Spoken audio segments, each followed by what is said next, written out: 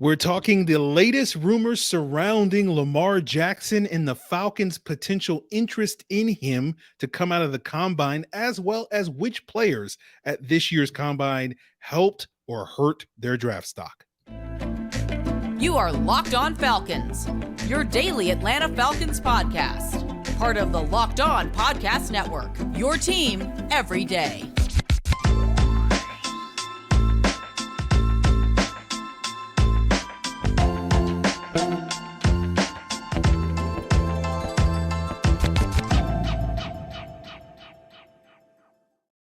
So, guys, you know me. I'm Aaron Freeman, a.k.a. Mr. Drew, a.k.a. Sirius Black, and, of course, the very humble host of this illustrious Locked On Falcons podcast, your daily Atlanta Falcons podcast, part of Locked On Sports Atlanta, your team every day. And we thank you guys for making this illustrious podcast your first listen. Of course, it's free and available Monday through Friday on a variety of podcast platforms, including on YouTube. Subscribe to Locked On Falcons on YouTube, and you'll get the video version of the podcast the night before the audio drops. And make sure you check us out on your Roku and Amazon Fire TV by downloading the Locked On Sports Atlanta app on your Roku and Amazon Fire TV. So today's episode is a bit of a combine review, but we're going to talk first about the Lamar Jackson stuff, right? Some of the stuff that came out about Lamar Jackson and the Falcons' potential interest at the combine. Later in the episode, we'll talk about some of the standout players that tested well, that quote unquote won the combine, some guys that may have lost the combine, all that and more. But, you know, what was interesting coming out of this week of the combine is we didn't get as much, or at least I didn't get as much smoke involving the Falcons' quarterback plans over this weekend as I thought we would, right? It still seemed to be a lot of the same old dot connecting that we've seen consistently now for several months, with people connecting the Falcons as one of the front runners to go after Lamar Jackson. And of course, that makes total sense. The Falcons have the cap space. You have the scheme fit in terms of, you know, the Arthur Smith, Mariota led offense. You have the Falcons, you know, going hard after Deshaun Watson last year. And so clearly that's an indicator that the Falcons, you know, are looking for a big time, you know, big name quarterback, all that stuff and more. You know, some of those issues I'm a little skeptical on if they are as true in 2023 as they were in 2022, especially compared to that Watson stuff. But we also heard that the Falcons interviewed the top 4 quarterbacks that are all projected to go in the first round, potential top 10 selections. I wouldn't necessarily read too much into that, as fans are wont to do. You know, I think there's often the assumption that, oh, our team, my favorite team, talked to this player. That means they want to draft that player. And it's like a lot of this is just fact finding, and the assumption that you're making that the team meeting with a certain player indicates that they came away from that meeting feeling positive about that player. It does happen from time to time where a team will meet with a player and be like, yeah, I don't know if this guy is quite for us. So making that assumption that just because a team interviewed a player means that they automatically like that player and are potentially going to target him. You know, they're going to interview hundreds of players over the course of this whole process. So I wouldn't read too much into that. But I thought one of the more interesting nuggets that came out specifically about Lamar Jackson as opposed to the Atlanta Falcons was something that Peter King said on Friday to NBC or to NFL Network. And he was talking about kind of an interesting wrinkle in the Lamar Jackson conversation about him not having an agent and how that's kind of affecting how this process may go. And I'll play the audio clip for you guys. And of course, if you're watching the video version of it, you're just gonna have to stare at this handsome face as the audio plays for you. But let's jump into that Peter King quote, which is about 90 seconds long. There's so many weird parts of this story, but one of them is that this is the week right here in Indianapolis that an agent would be able to sidle up to general managers in the NFL and say, hey, what do you think of my guy? What do you think of my guy? And ask them whether they might have some interest in Aaron Rodgers, you know, off the record. You can't make any deals. You can't do anything official here. But those kind of conversations always happen. Well, he doesn't have an agent. He has nobody here representing him, so no team really. I had a team that is interested in Lamar Jackson ask me, interview me for 20 minutes about Lamar Jackson. and what's he really like, what's all that. And look, they can find other people who know him a lot better than me, but the fact that they're doing that, they would never be talking to a sports writer about how I felt, my review of a player. But there just isn't a lot of information, about Lamar Jackson out there. And if you were to ask me what's going to happen, this is going to be a great story in the next few days. My recommendation is a short-term guaranteed contract. Just do it, and then even if you have to go through it again in a couple of years, just get this headache out of the way. The Ravens are built to win now, Andrew, and I don't know that they really want to go through life without Lamar Jackson, and I think that would be my recommendation to both sides. Okay, so there was Peter King talking about that, and I think the notion that Lamar Jackson doesn't have an agent does sort of kind of complicate things. That the usual sort of greasing of the wheels when should Lamar not only re-sign with Baltimore, but also should another team want to come and get him. I think that does complicate things a little bit there. That's a potential hurdle that is uncommon to go through. The other nugget of information that I thought was interesting that came out, and I can't remember specifically who said it, but I'm in doing further research, it's been multiple people that have stated this over the last several weeks, is a lot of people's belief that the NFLPA is heavily involved in Lamar's negotiations. And they are one of the people that are pushing Lamar in the direction of asking for that fully guaranteed $250 million contract that is generally considered the stand-in for what Lamar wants. And, you can understand that from the NFLPA's perspective, because Lamar getting that deal, whether it's from the Ravens or from another team, would be a huge win in player empowerment for the NFL players, right? That we haven't really seen, whether it's Lamar forcing his way out of Baltimore and then signing the biggest guaranteed contract in NFL history, or staying in Baltimore and signing the biggest guaranteed contract in NFL history, despite the fact that the Ravens don't want to pay that and have made that very clear that they don't want to pay him. The Ravens owner several, I think, months ago during the season basically said, like, the Watson contract that Lamar is basically looking at as sort of the floor for what he wants. The Ravens owner basically said that's an outlier, and we have no desire whatsoever to pay him that type of money. And I think that also further complicates the Lamar conversation, because essentially, because of the NFLPA stakes in this and the ongoing war between the NFL and the owners and the NFLPA, and then you couple that with, I think a lot of owners were upset when the Browns gave Deshaun Watson that contract, because that was like a huge, step out of line for, the owners being able to control the money. Does another owner, Arthur Blank, potentially want to also step out of line and have, his fellow owners, his peers, giving him the evil eye, the stank eye, for giving Lamar that $250 million contract? Like, I'm sure several of the owners were already giving Jimmy Haslam for other reasons in addition to that Watson contract. And, when Peter King suggested the potential compromise for Lamar Jackson, a short-term fully guaranteed contract, let's say instead of a 5-year, $250 million fully guaranteed contract that Lamar wants, instead, maybe it's a 3-year, $150 million fully guaranteed contract. You still get the $50 million per year average. If you're Lamar Jackson, you still get a fully guaranteed contract. And the Ravens also are giving him an amount of guaranteed money that they're clearly comfortable with giving, given the various reports that say, their guarantees, they were willing to guarantee at signing $133 million, and presumably probably an additional, $30, $40, $50 million, after that. And that wasn't guaranteed at signing, but would kick in later down the line. So that seems like a fair compromise. But again, if the NFLPA and Lamar are insistent that he has to get, the biggest fully guaranteed contract ever, like, that compromise is not going to come to fruition.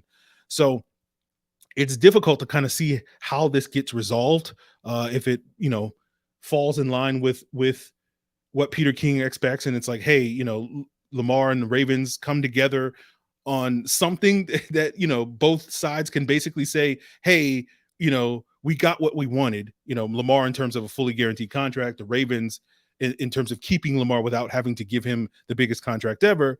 But I do wonder a little bit if, that's going to cause problems for a team like Atlanta, should they get involved in the Lamar Jackson sweepstakes. And so when you think about what Arthur Blank has said over the last several weeks, going back to some comments he made at the beginning of February, it doesn't feel like, the Falcons are going to be that desperate to go after a quarterback like Lamar Jackson. But obviously, the value that Lamar Jackson brings not only on the football field, but also in the stadium, right? We know this Falcon team definitely wants to find someone who can put butts in the seats in the near future. That is something that Arthur Blank certainly wants, and Lamar Jackson would potentially provide that. So we'll sort of see how that goes. But the last thing we'll touch upon is the notion of, Lamar Jackson, what franchise tag he's going to get. And there's been a lot of drama over the last couple of days and weeks about the possibility that the Ravens may to slap the non-exclusive franchise tag on him instead of the exclusive franchise tag, like a lot of people suggest. Me being as cynical as I am, I just think a lot of that is just people hyping up the drama so that Tuesday afternoon, March 7th at 4 p.m. Eastern, when the franchise deadline comes along, all those people, the Ian Rappaports, the NFL networks, the ESPNs, these 3-letter networks can basically hype up their 3 hours of coverage up to that deadline. The whole will they, won't they? What will the Ravens do? I think it's much ado about nothing. I will continue to reiterate that it makes absolutely no sense for the Ravens to use the non-exclusive tag. It only makes sense for the Ravens to use the exclusive tag. And as a reminder for those of you that have not heard me discuss that, back in January when we went deep in the Lamar Jackson stuff, the exclusive tag for the Ravens will be about $45 million, fully guaranteed. The non-exclusive tag will be about $32 million, fully guaranteed. And the way it works is the exclusive tag will allow the Ravens to retain his rights. The non-exclusive tag means that other teams can negotiate a contract with Lamar Jackson. And let's say the Falcons are that team that negotiates a contract with Lamar Jackson and they sign him to that contract, and the Ravens have the opportunity to either match that contract or they will receive 2 first-round picks as compensation. But going down that road doesn't make any sense, because when you look at it from the Ravens perspective, if the goal is we want to move on from Lamar Jackson, we're done with the drama and all that stuff, we want to move on from Lamar Jackson, the exclusive tag is still the way to go, because you can then control the amount of compensation. No one can talk to Lamar Jackson via trade unless they agree to your trade terms beforehand. This is exactly what happened last year with the Deshaun Watson. Everybody had to agree with the Houston's trade terms before they can even have a conversation with Deshaun Watson. It's the same thing with Lamar Jackson and the Baltimore Ravens, in a world where Baltimore is done with Lamar Jackson. And the market dictates that, you're going to get at least 5 draft assets from this trade, which probably will include at least 3 first-round picks, because that's what the Texans got, from the Browns in exchange for Deshaun Watson last year. You look at the Seahawks, they got 5 draft picks in the Russell Wilson trade, including 2 first-round picks, and then 3 starters on top of that. Or, Drew Lock didn't wind up starting for them, but you know what I'm saying? Like Shelby Harris and Noah Fant were starters. So they basically got 7 or 8 assets, depending on how you want to count that. And so if you're the Ravens and you slap the non-exclusive tag on him, you're essentially going to get 40 cents on the dollar, because you can only get 2 first-round picks in that scenario. And then if the end goal for the Ravens is to keep Lamar Jackson, putting the non-exclusive tag opens up the door for another team like the Falcons in this instance to basically put in a poison pill that will make it impossible for you to match the contract. I saw someone tweet this over the weekend that like the Falcons could go out there and sign Lamar to like a $50 million a year deal, but could structure it in a way where the initial year 1 cap hit is like $65 million, which the Falcons can fit under their cap because they currently have $66 million. But the Ravens, who have, I think, currently like $25 million, and even if they free up, restructure a bunch of contracts, might only get to $50 million. It may be impossible for the Ravens to fit that type of number under their salary cap, so making it financially impossible for them to match that contract. And regardless of whether that specific example is realistic or not, you're basically opening the door for that type of reality. And so it makes 0 sense for the Ravens to not put the exclusive tag on Lamar Jackson. They have to put the exclusive tag on him. And so if we get to tomorrow, I'm sure, many of you guys are listening to this on Tuesday, today, as you're listening to this, and the Ravens do put the non-exclusive tag, I will come on this podcast and eat a whole plate of crow live on the air or whatever, and whatever I have to do. But like, this to me is just a whole bunch of people in the media just blowing smoke up your butt, be like, oh, the Ravens are still deciding. It's like, okay, that's what they're telling you. But like at the end of the day, they're going to make the right choice, which is only to put that exclusive tag on him. But what I will say is, if in this hypothetical fantasy world that we're living in, where the Ravens do actually put the non-exclusive tag on him, and I'm eating that crow on tomorrow's episode, then I will sit here and come on tomorrow's episode and say Lamar Jackson will be an Atlanta Falcon. Because if the Ravens are basically willing to accept 40 cents on the dollar, the biggest hurdle and the biggest obstacle that would prevent the Falcons from acquiring Lamar Jackson, which is essentially mortgaging their future.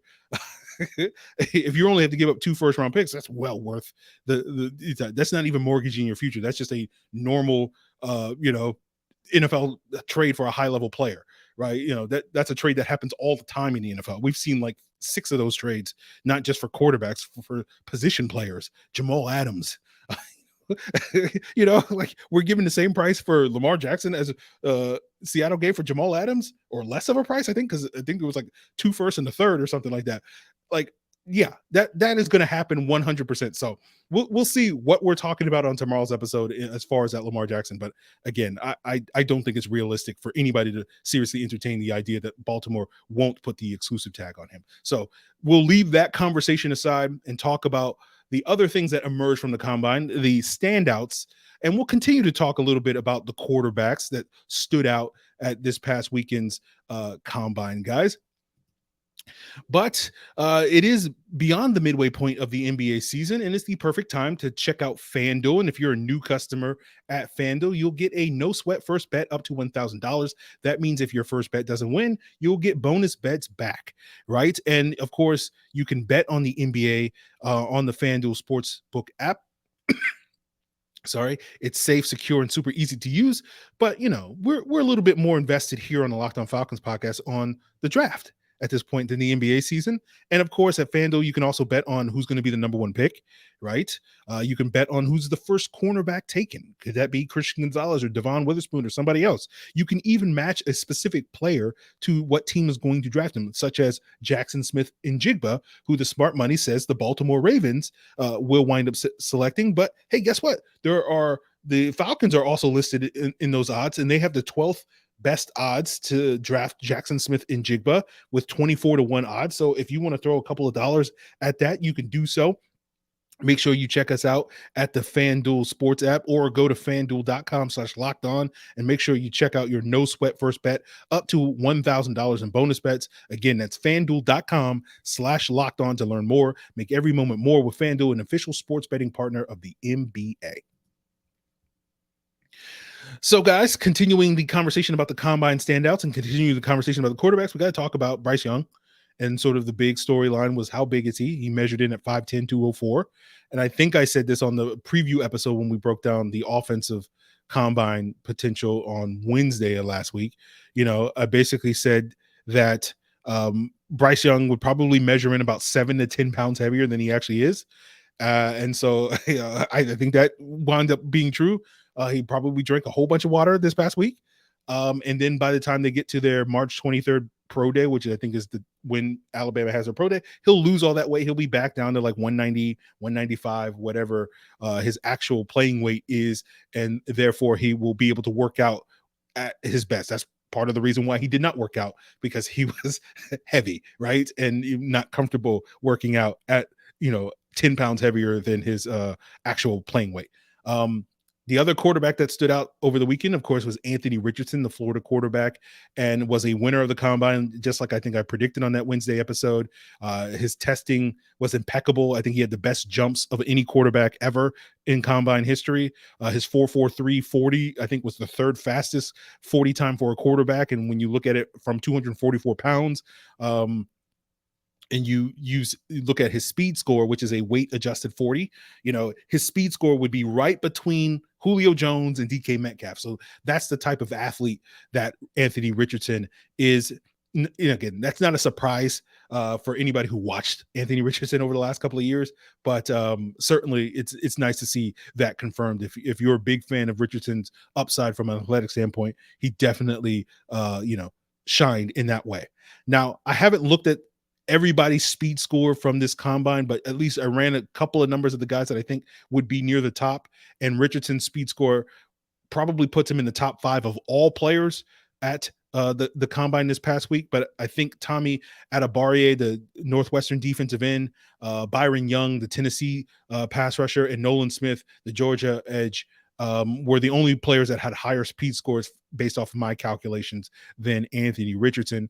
And speaking of guys that were fast at the combine, we talked a little bit about some of the guys that could potentially run the fastest 40 this year. And of course, Michigan corner DJ Turner wound up winning that title with a 4.26 40. We talked about him on the defensive preview on Thursday, where he was on Bruce Feldman's freaks list. And the conversation was, could he break the record for the fastest 3-cone? Now, he didn't participate in 3-cone, so we didn't get that. So maybe we'll get something later at the Michigan Pro Day.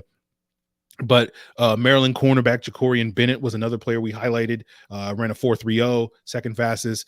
Texas A&M running back Devon Achane ran a 4.32, which was the third fastest 40. So those were some other guys that we talked about could be in the mix for super fast 40s. When we talk about players that we thought were going to be in the mix for the fastest 40, that kind of disappointed in that regard were Tennessee wide receiver Jalin Hyatt and Cincinnati wide receiver Tyler Scott. Hyatt ran a 4.40. Scott ran a 4.44. But I wouldn't look at those speeds as truly disappointing, because I think when you juxtapose those with the jumps that they had elite jumps, right? In terms of vertical jump and broad jump, they were both 90th percentile or higher in those categories. And that's where we can kind of contextualize what this testing really does mean, where, you look at, the jumps are indicating explosiveness. And so for a wide receiver, that means that explosive burst off the line of scrimmage to basically get on top of a corner. And with the long speed that they have the speed that's, once they get on top of that guy, to stay on top of that guy. So while you may look at that and say, oh, I thought they were going to run like 4.2, 4.3 something, and be a little bit disappointed, I don't think anybody should be questioning Jalin Hyatt and Tyler Scott as, high level vertical threats at the next level. They should definitely be that. And speaking of fast receivers, got to give some love to Wake Forest wide receiver A.T. Perry. He ran a 4.47, had a 11.1 broad jump, which was the same as Tyler Scott's broad jump, and 1 inch shy of Quentin Johnson's, the TCU wide receiver's broad jump. And, I joked with people that A.T. and A.T. Perry stood for Auden Tate, because he was another sort of big contested catch receiver. I thought Perry would run faster than Auden Tate, who ran like a 4.7 at the combine 5 years ago, but I did not expect him to be as explosive and as fast as he did wind up being. And of course, much to my chagrin, that adds fuel to the fire that he will be very high on the Falcons' radar. Many people think that the Falcons are absolutely loving A.T. Perry from the time at the Shrine Bowl and all that stuff. And I just personally, A.T. Perry is a perfectly fine prospect, but I just don't love the idea of the Falcons adding another quote unquote big contested catch guy that may struggle to separate at the next level after, adding London last year, as well as Auden Tate, Brian Edwards, and only one of those 3 guys worked out. You also have Kyle Pitts in the building. This is just part of my issue with this team's approach to team building that I had last year, which was that they tend to like the same type of player. And basically then one of those players winds up emerging out of the group, like London did with the receiver group. And then the other guys just kind of go by the wayside, because, you have to have complementary skill sets on your football team, as opposed to just basically doubling down on the same type of player. So we'll see. Maybe I'll come around on A.T. Perry. We'll watch the film, or whatever, and be like, he's fine, but I just don't like the idea of A.T. Perry more so than he's a bad player or anything like that. But, other players worth pointing out on offense, Northwestern offensive line and Peter Skoronski. I questioned his athleticism a little bit when we talked about him 2 weeks ago on Mock Draft Monday. As expected, he did measure with sub 33-inch arms, with 32.25-inch arms. And that was something that we discussed, where you don't see a lot of high-level tackles in the NFL with sub 33-inch arms. Is basically Braden Smith, the Colts right tackle. That's the only guy currently in the league over the last, 10, 15 years that has come in the league and had a high success. And, Skoronski probably is going to be considered a guard by a lot of teams because of that shorter arm length. where length tends to matter a lot more at the tackle position than does inside. The fact that Skoronski was also 6'4" probably doesn't help his chances of being a tackle. Generally, teams like to have 6'5" guys or taller at the tackle spot. But he certainly showed more athleticism than I expected he would. His jumps were in the 90th percentile. I heard Daniel Jeremiah on the broadcast compare him to Elijah Vera Tucker, who was the 14th overall selection in the 2021 draft for the Jets. And Vera Tucker's notable because he played both guard and tackle at USC, and then has played both guard and tackle in the NFL. He's been primarily a guard for the Jets, but has dabbled at tackle due to injuries. And you could see a similar trajectory for Skoronski, where the idea is he's a guard first, but could potentially kick out the tackle for some team if they're in a pinch there.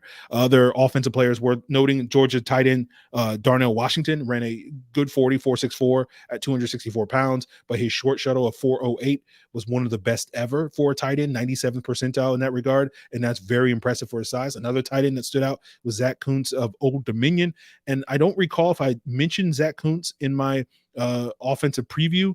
He was on Bruce Feldman's freaks list, but if I didn't mention him, it was because the expectation was that he wasn't going to work out at the combine due to the in-season injury that he had this past year. But he wound up, showing that that injury was a non-issue, because he came out with a 10.00 RAS, or relative athletic score, in terms of being one of the handful of players at this year's combine that was a quote-unquote perfect athlete, if you want to call a 10.00 that. Troy Anderson was also a 10.00 last year, by the way.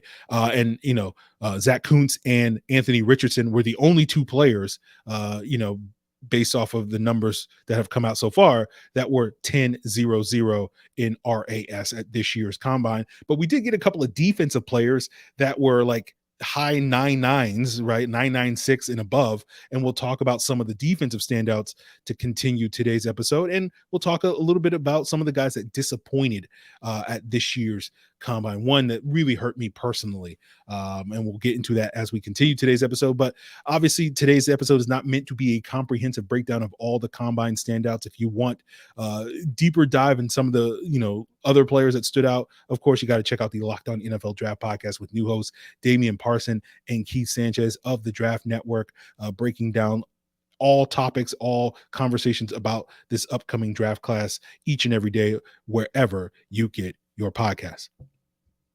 So talking about some guys with some high RASs, Christian Gonzalez, the Oregon corner that we discussed yesterday on Mock Draft Monday, had a 9.96 RAS, but he was slightly outshined by another corner in Maryland cornerback Deonte Banks, who had a 9.99.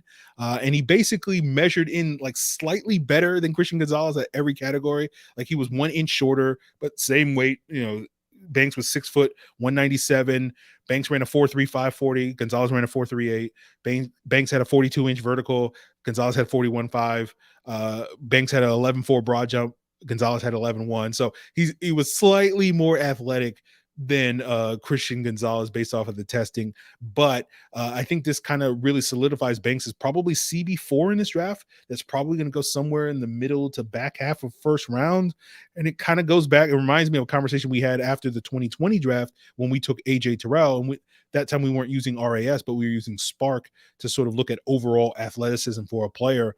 And we talked about how, AJ Terrell, after Jeff Okudah and CJ Henderson, AJ Terrell was probably one of the best bets that you could make for a high-level corner, because we looked at a lot of the top 10, top 15 corners in the league at that point in time back in 2020, and they were all like 80th percentile or above athletes. And AJ Terrell checked that box, and one would assume Banks will also check that box. And so that was why AJ Terrell was worth betting on in the middle of the first round. I could see teams making a similar bet on Deonte Banks. I watched 2 games of him earlier, and I liked what I saw. I saw a guy that was, worthy of first round consideration. You got several teams picking in the middle of the first round, in that 14 to 20 range, like New England, Pittsburgh, Detroit, Tampa Bay, that could be looking for a cornerback. And who knows, if Devon Witherspoon doesn't impress athletically at his March 10th pro day, maybe one of those teams would be more willing to bet on Deonte Banks's upside than they are on Devon Witherspoon, and maybe Banks is CB3 behind Gonzalez and Joey Porter Jr. As opposed to a Devon Witherspoon. So we'll see. And that goes back to a conversation we've had a couple of times now that, cornerback is a, height, weight, speed position based off of when guys are drafted. And so Banks definitely checks the box from a height, weight, speed perspective. But another player that had, a great RAS, another RAS god, was Iowa linebacker Jack Campbell, who is 9.98. Bested that of Clemson linebacker Trenton Simpson, who a lot of people thought was going to be the most athletic linebacker at this year's combine. And we talked about Campbell in our defensive preview, talking about he's more than a blue collar guy. And why he didn't blaze a super fast 44.65, he had really good jumps and really good agilities, especially for a player his size, who, if you round up, he's about 6'5", 249 pounds, so almost 250 pounds. So he's basically the size of a defensive end. And I already thought Campbell was going to be a lock to go in round 2 at some point, but I think, this testing might have helped himself potentially sneak in the back end of round 1. You got several linebacker needy teams at the end of round 1. A team like the Giants stands out. And we've talked in the past about, how NFL teams in recent drafts have been making bets on high level athletes at the linebacker position, as opposed to, I think what probably a lot of people thought Jack Campbell was going to be prior to the combine, which was, this smart, cerebral, tough player, but, sneaky athletic, that the code for that, where that comes from. But I think he's a legit athlete. And so may find himself now in the back end of round 1. Now we've talked about guys that have helped their stock. Let's talk about a couple of defensive players that didn't necessarily improve their stock, or at least disappointed me personally. I don't think it affected their draft stock. But I was disappointed personally in, the number 1 and number 3 players on Bruce Feldman's freak list not really testing at the combine. That was Michigan D tackle Mazi Smith, who was number 1, Clemson D end Miles Murphy, who was number 3, and they basically only did the bench press, and we'll see if they can live up to the hype of how freaky an athlete they are at their various pro days. Michigan's on March 17th, Clemson's at March 14th, I believe. So we'll see what those guys can do. And then another guy that personally disappointed me was Jordan Addison, right? The former Pitt receiver, current USC receiver, that probably did hurt his stock a little bit, right? I still think he's probably going to be a first round pick, but, may not be the top receiver off the board now. And I would probably bet against him being the top receiver off the board at this point in time. His 4.49 40 is fine. Again, it's not super fast or anything. I don't think most people thought he would be a blazer. I think where most people thought Jordan Addison would shine was in the agilities, and he didn't test there. So he didn't really necessarily put his best foot forward from a testing standpoint, as I think he could have. But he tested favorably to what Jahan Dotson tested at last year. And Jahan Dotson was the 16th pick for the Washington Commanders. But, I wonder, had there not been a run of wide receivers from 8 to 12, where 4 wide receivers got picked in that range, would Dotson have gone as high as 16? Like, Washington basically traded back with New Orleans, who went up to get Chris Olave at 11, because presumably Washington was like, oh, we'll be able to get, a slightly lesser player in Jahan Dotson later. We know he's going to be there. We know he's not going to be a top 15 pick. And I was personally devastated with Jordan Addison testing this way, because it probably means he won't be the top 15 pick. I was kind of hoping, a team like New England would look at him at pick 14 as their sort of new version of Brandon Cooks. And that probably won't happen now. Now, I still think he'll probably go in round 1. There's a bunch of teams between like picks 22 and 30 that have wide receiver needs that probably will pull the trigger on him. But I think if you had Jordan Addison above some of the other smaller wide receivers like Zay Flowers out of Boston College or Josh Downs at a UNC, Addison's testing didn't really do a whole lot to sort of keep that gap alive. And I think those guys probably close the gap, and there may be teams picking in that range that would prefer a Zay Flowers or prefer a Josh Downs to a Jordan Addison, or even a Tyler Scott as another guy that was a sub 180 pound receiver that tested much better than Jordan Addison. So we'll see how that goes, but it's personally disappointing to me. But that's going to do it for us here, guys, on today's Locked On Falcons. Continue to make us your first listen, especially tomorrow, where we will have a guest in Alan Stirk. I'm sure we'll be talking about free agency. We'll be talking about whatever happens with Lamar Jackson. We'll potentially talk about, if the Falcons decide to, tick me off and put a franchise tag on Caleb McGarry on tomorrow's episode. And for those of you that check out the video version of the podcast, usually those go up at like 7 p.m. Eastern time, but we will be recording that later than that. So, probably 9-10 p.m. Eastern time is probably a good time to expect that if you want to watch the video version when it first drops. But if you're just an audio listener, it's going to drop at the usual time for you guys, so you won't necessarily have to worry about that. But continue to make Locked On Falcons your first listen, including on tomorrow's episode. And for your second listen, of course, check out Locked On NFL Draft, Locked On NFL, Locked On Sports Atlanta, Locked On Braves, Locked On Bulldogs, Locked On Hawks, all part of the Locked On Podcast Network, your team every day.